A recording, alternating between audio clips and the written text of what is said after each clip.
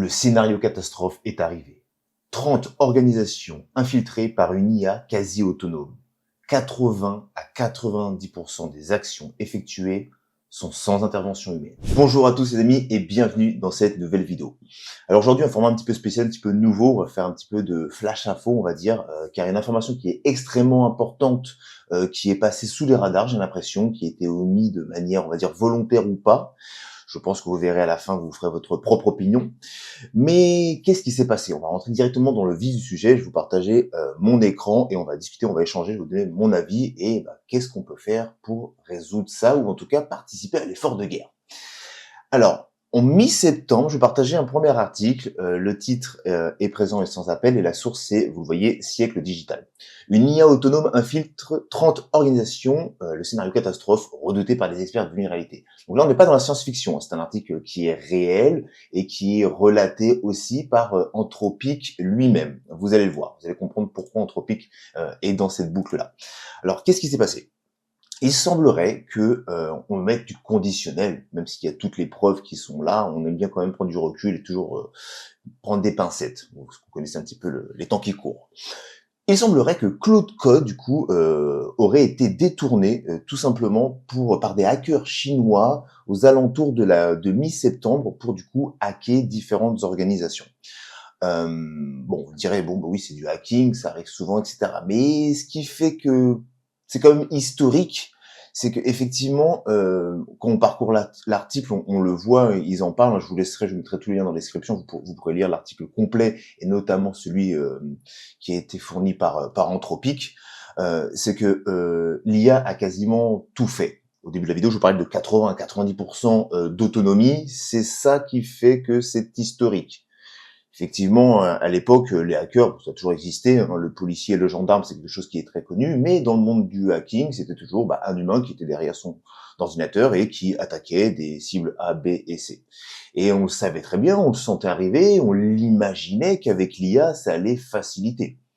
Pour des raisons potentiellement défensives, typiquement parce que le hacking éthique, ce qu'on appelle du coup le white hat, pourrait très bien être utilisé pour pouvoir faire des pen tests, etc. dans l'entreprise, c'est quelque chose de très courant, et on espérait que l'IA allait nous aider pour réaliser ça. Mais il y a toujours des petits malins ou des gens ou des choses sur des dimensions plus politiques, géopolitiques qui nous dépassent et qui détournent l'utilisation d'un produit. Un couteau à beurre, c'est un ustensile, mais on pourrait très simplement tuer quelqu'un avec. Vous voyez un petit peu l'idée. Et du coup, c'est ça qui fait que c'est quelque chose d'historique. Alors pour résumer un petit peu les faits, encore une fois, je vous laisserai aller lire par vos propres yeux, c'est important d'être informé par rapport à ça, c'est que du coup, l'IA a analysé, détecté les failles de sécurité, elle les a exploitées et elle a du coup volé des données. Alors je n'ai pas en tout cas trouvé la liste des organisations qui étaient concernées, mais on parle de Chinois versus les Américains et on ne parle pas d'organisations gouvernementales. Le gouvernement n'est pas impliqué en tout cas dans la fuite et dans cette attaque. En tout cas à son échelle. En tout cas, il n'a pas communiqué là-dessus. C'est historique. Pourquoi? Alors, je vais vous montrer l'article du coup de Claude d'Anthropic qui explique vraiment. C'est un rapport complet. Vous pourrez lui aussi le lire. Donc, il a été posté le 13 novembre. Donc, c'est pas si vieux que ça et personne n'en parle. Clairement, je n'ai vu personne en parler. Forcément, vous doutez bien que c'est pour des raisons, j'imagine, potentiellement du coup de marketing, parce qu'on préfère entendre que Gemini 3 a lancé son dernier modèle, c'est extraordinaire, que Anthropic Claude Code est très bien, mais dire qu'en gros son modèle a servi pour faire des choses qui sont pas très legit, ça passe un petit peu moins bien. Mais ça, c'est le but du jeu, on va pas se mentir, ils avaient raison. Mais ils ont quand même du coup joué le jeu, ils ont fait un article. Et sur leur article, du coup, ils expliquent clairement, du coup, déjà comment ça a été effectué. Alors, il y a un schéma assez complexe ici que je pense que je peux vous l'afficher en plus grand. Voilà, il les explique clairement. Vous irez voir les phases, comment ça a été utilisé. Moi, je préfère vous montrer la version simplifiée qui se trouve dans ce même article-là, donc ça c'est la version complexe, on va dire vraiment tout le schéma, tout le parcours. Je vous laisse quelques instants pour qu'on discute et on voit, on peut quand même du coup le survoler. Donc du coup, il y a l'humain qui est à la racine de tout ça et derrière effectivement il y a plusieurs outils. Donc Claude Code est à l'origine de toutes les requêtes, les demandes et on voit bien que du coup il y a des serveurs MCP qui sont utilisés, les serveurs MCP utilisent des outils, etc., etc., etc. Pour ça, pour ceux les moins aguerris et les plus novices, je vous propose de vous afficher tout simplement, je crois qu'il est par ici, voilà. C'est le schéma simplifié, lui beaucoup plus simple à analyser et à regarder et à expliquer. Donc, on a l'utilisateur principal, donc les hackers chinois, qui du coup utilisent Claude Code. Ils utilisent du coup une sorte d'orchestrator, ça vous connaissez, on va faire un cours ici. Ils passent par un MCP, et voilà, il y en a 3 qui sont dessinés, mais c'est un schéma simplifié, il y en a beaucoup plus très certainement, qui du coup vont utiliser des outils pour pouvoir réaliser leurs attaques. Et on voit bien que là, ils expliquent que les cibles, ce sont des applications web, des bases de données, là où sont stockées vos données et les données sensibles en règle générale, des serveurs, quoi, des services, des réseaux directement, des infrastructures cloud, on pourrait imaginer Amazon AWS, Microsoft, Azure, peu importe des infrastructures, des fois même des providers, des host providers qui sont bien moins connus, mais qui sont quand même du coup cibles de tout ça. Et tout ça, ça a été fait du coup par l'IA dans 90% du cas. Donc, ce qui en fait que c'était notable et historique, c'est du coup l'utilisation dans un premier temps de l'IA pour vraiment faire une attaque à grande échelle de manière géopolitique ou pas, peu importe. Mais surtout, c'est qu'en gros, ça a été réalisé à 80% du temps par l'IA. On connaissait déjà des attaques avec l'IA. L'IA analysait, vérifiait s'il y avait une faille, je sais pas moi, une faille sur un serveur, sur un serveur, sur un service, sur un site web, une application, une faille XSS par exemple, on pouvait faire une détection de ça. Ah, il y a une faille sur ce site-là. Du coup, le hacker faisait l'action manuellement. Mais là, ce qui fait que c'est historique et ce qui est puissant et ce qui est inquiétant en même temps, c'est que du coup, c'est l'IA qui a tout fait elle-même. L'humain est intervenu uniquement pour valider, d'après encore une fois l'article, les phases critiques ou accepter des actions critiques. Et vous allez me dire, mais comment c'est possible que l'IA puisse faire ça? Des fois, elle n'arrive même pas à me répondre sur les sujets, elle me bloque. Et en fin de compte, là, c'est un petit peu la petite technique, c'est ce qui explique dans l'article aussi, c'est que ils auraient réussi, entre guillemets, à jailbreaker le Claude Code. Alors, je trouve que le terme est un petit peu galvaudé pour ce genre d'action, parce que finalement, ils ont détourné, ça veut dire quoi? C'est qu'ils ont détourné l'utilisation de Claude Code, parce que le Claude Code, de base, vous demandez de hacker, vous utilisez le mot hacking directement, il va dire non, ce n'est pas dans mes conditions, etc. Vous pouvez faire le test, il y a des barrières, il y a des filtres qui sont appliqués. Mais là, ce qui a été fait, tout simplement, c'est qu'ils ont prétendu à l'IA que c'était un test en gros de pénétration classique qui se faisait dans un processus de sécurité de certains etc. Et du coup, l'IA, le modèle, a considéré que c'était finalement quelque chose de légitime, le fait de faire cette action-là, mais elle ne connaissait pas le but ultime finalement, qui était du coup forcément le hacking. Sinon, elle l'aurait tout simplement refusé. Vous avez compris un petit peu l'idée. Donc je vous laisse sous les yeux le schéma pendant qu'on continue et qu'on déroule. Euh, du coup, maintenant, vous allez me dire, c'est quoi les risques pour vous? Les risques pour vous, finalement, c'est que maintenant que ça, c'est démocratisé, c'est connu, c'est qu'on on peut se dire que n'importe qui, potentiellement, peut faire ce genre d'action. Parce que si eux, ils l'ont réussi, alors, forcément, on parle de hackers, de gens qui ont des connaissances dans les réseaux, les infrastructures, etc. On parle pas c'est pas des vibe coders, ne vous inquiétez pas qu'ils vont vous hacker. Mais quand même, ça laisse quand même, voilà, ça donne un exemple, un peu une tendance qui fait qu'en gros, on sait que si c'est arrivé à cette échelle-là, à plus petite échelle, il y en a qui vont s'amuser, c'est une certitude, malheureusement pour nous. Ensuite, à plus grande échelle, on va dire que pour nous, ok, bon, vous allez me dire, j'ai pas l'information sensible, etc. Ok, c'est pas grave.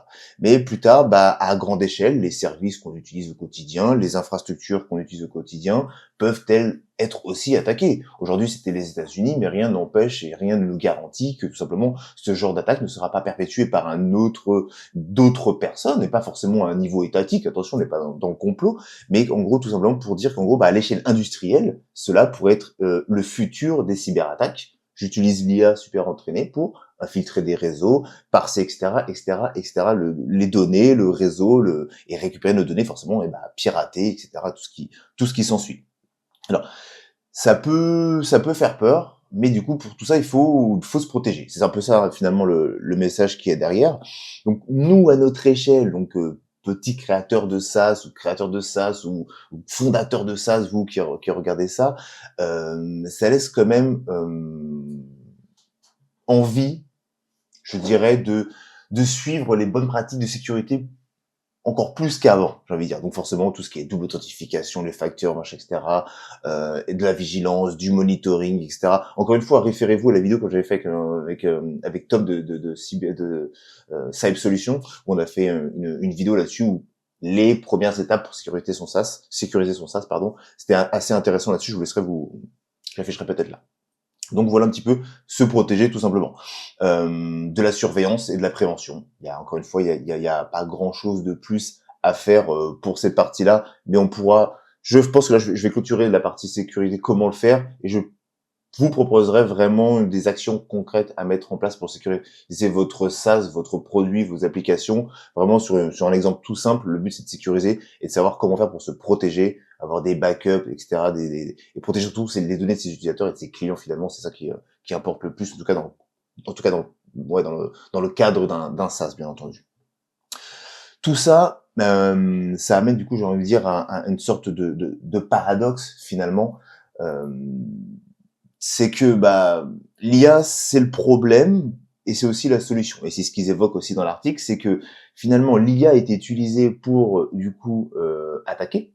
Ok, Claude Code a été utilisé pour attaquer, mais elle a été aussi utilisée pour se défendre. Bon, en tout cas, le mal a été fait, on va dire, mais elle a été utilisée au moins défensive, en tout cas réactionnaire. Pourquoi? Parce qu'ils ont utilisé aussi Claude Code pour retracer et remonter tout le fil et tout le schéma qui a été effectué pour comprendre ce qui s'était passé.